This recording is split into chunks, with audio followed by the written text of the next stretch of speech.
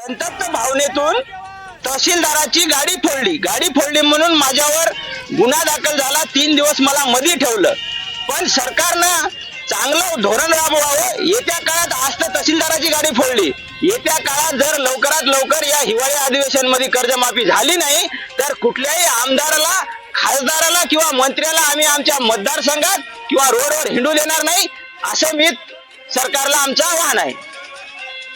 बँकेला मी देत आहे, तर एका बँकेचं एक नोटीस आली आणि एक बँक म्हणाले की तुमचं कर्जमाफी करता। हे प्रकार SBI बँकेने पाठवले आहेत, तरी जे मध्यवर्ती बँक आहे ते अहवाल मागाले आणि SBI बँक नोटीस पाठवाले। याबद्दल काय नाव काका आणि कुठून आलात? आम्ही शिकाची वाडी नियम तुलापूरून या गावाहून आलो आहेत। तरी आमच्या इथं मयत आमचे शेतकरी असून खंडू सटवा मेंढेवाड त्यांना पण SBI बँकेनं नोटीस काढलेली आहे लोक अदालतमध्ये उपस्थित राहावं म्हणून। पण त्यांना मयत व्यक्तीला कसं आपण याच कोर्टामध्ये उपस्थित करावं याचं शासनानं आम्हाला सांगायला पाहिजे।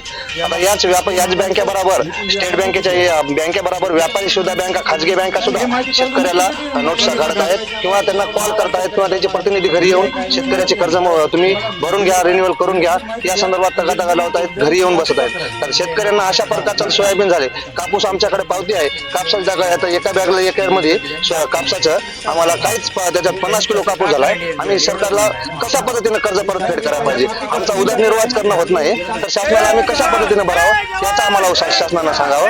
आणि कुठल्याच पद्धतीची एकीकडे शासन सांगतंय तुम्ही कर्ज मग कोणी तुमच्या घराकडे येणार नाही मागायला आणि शेतकऱ्याकडे जाऊ नका, आणि दुसऱ्या हाताने त्यांनी नोटिसा काढायत। मग याच्यामध्ये एक शेतकऱ्याला सरकार वाऱ्यावर सोडून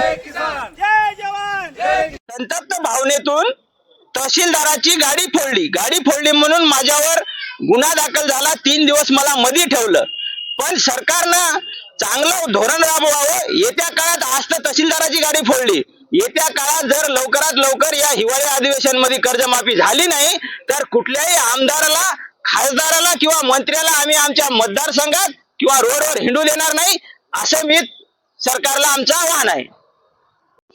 काय नाव काका आणि कुठून आलात? आम्ही शिकाची वाडी नियम तुलापूरून या गावाहून आलो आहेत। तरी आमच्या इथं मयत आमचे शेतकरी असून खंडू सटवा मेंढेवाड त्यांना पण SBI बँकेनं नोटीस काढलेली आहे लोक अदालतमध्ये उपस्थित राहावं म्हणून। पण त्यांना मयत व्यक्तीला कसं आपण याच कोर्टामध्ये उपस्थित करावं याचं शासनानं आम्हाला सांगायला पाहिजे।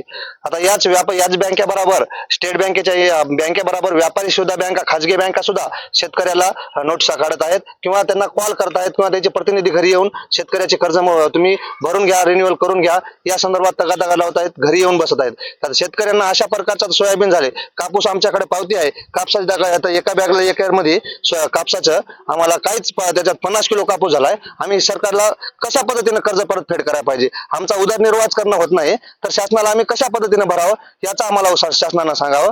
आणि कुठल्याच पद्धतीची एकीकडे शासन सांगतंय तुम्ही कर्ज मग कोणी तुमच्या घराकडे येणार नाही मागायला आणि शेतकऱ्याकडे जाऊ नका, आणि दुसऱ्या हाताने त्यांनी नोटिसा काढायत। मग याच्यामध्ये एक शेतकऱ्याला सरकार वाऱ्यावर सोडून शेतकऱ्याच्या नावाखाली राजकारण करण्याचा शासनाचा दृष्टिकोन दिसतोय आणि शेतकऱ्याला कुठल्याच पद्धतीची मदत नाही की कुठल्याच पद्धतीचं हे सुद्धा नाही त्याला, म्हणजे त्याला उदरनिर्वाह करण्यासाठी उत्तेजन भेटावं असं नाही। तर शेतकऱ्याला कशा पद्धतीने मरल, कशा पद्धतीने हे करल अशाच सरकारचं धोरण दिसालंय। सरकारनं जर या व्यापारी बँका, ICICI बँक असो किंवा अशा कोणत्या बी HDFC असो अशा मार्फत शेतकऱ्यांनी जे पीक कर्ज घेतलं आहे हे याच्या नोटिसा रद्द केल्या पाहिजे आणि शेतकऱ्याला जरा समाधानानं जगू दिलं पाहिजे।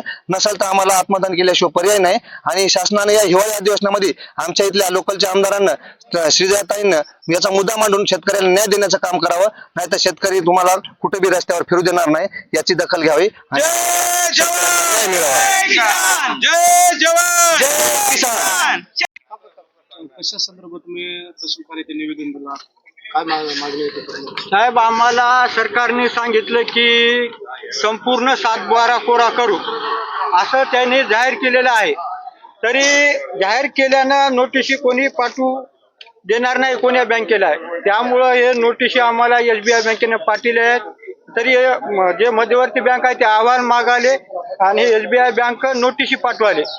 याबद्दल या हिवाळी अधिवेशनामध्ये शेतकऱ्याचा जो प्रश्न, जे आमदार आमचे आहेत ते या मुद्द्यावर हे प्रश्न जर शेतकऱ्यासाठी नाही जर मिटला तर आम्ही आत्मदहन करणार आहे।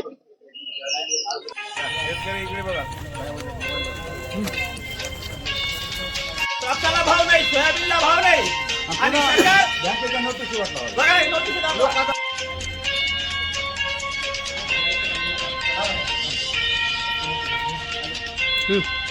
आधी इथं